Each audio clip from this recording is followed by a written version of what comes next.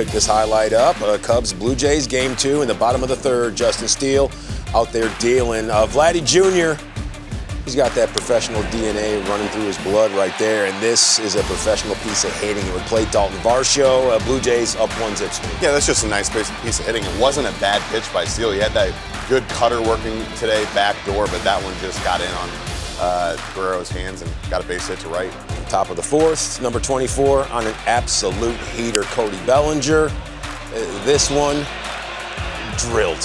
It's off the wall like a young Mike Jackson in his prime. Nico Horner, he scores, so a fair squared, 1-1, Lance. That pitch was unbelievable. For him to cover that down, he doesn't really slug too much below the zone like that. Really impressive. And how about Dansby Swanson when he's busting up a party? He feels no guilt. That right there, it's big. Well, that has to feel good for him because I tell you what, he's been finding the barrel. Yesterday 0 for 4, but had a couple really good at-bats, and then today just to get that hanger right there and be able to watch it go upper deck. Look for him to take off again. Yeah, it's almost like he was getting ready to toss the bat. He's like, why would you go back in the same spot as you went the last time? I just went yard, foul style. And this one, well, it was of the fair variety. And Justin Steele, he's a whole bunch better than fair because he had 7 punch-outs on the day. And Whit Merrifield, there's one of them. Vladdy Jr., here's another. Davis Schneider, the mustache, fantastic. Swing, not so much. And then Mr. Biggio.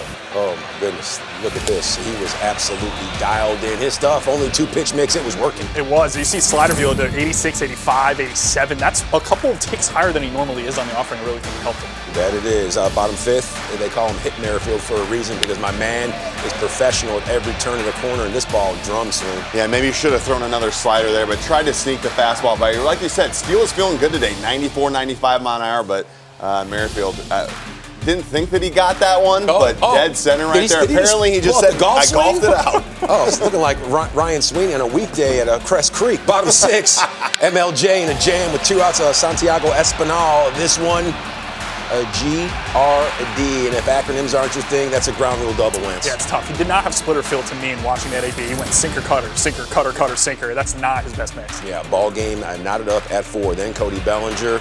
This one, absolute gangbusters, zip down the line, and Cody pulls up with a stand-up double, and well, the fireworks, they weren't done yet. Christopher Morel, blistering shot to left. Well, Cole, we talk about it all the time. We do. Hicks on the mound, 101, but decides to throw a slider, and what does Morel do? Hits it to left field for a double. Kids these days, they've been looking at too many numbers, Lance. I'm just looking at his hip mobility there. Yeah, a split going. Come exactly, on, but maybe that should warrant a start at first base. There you go.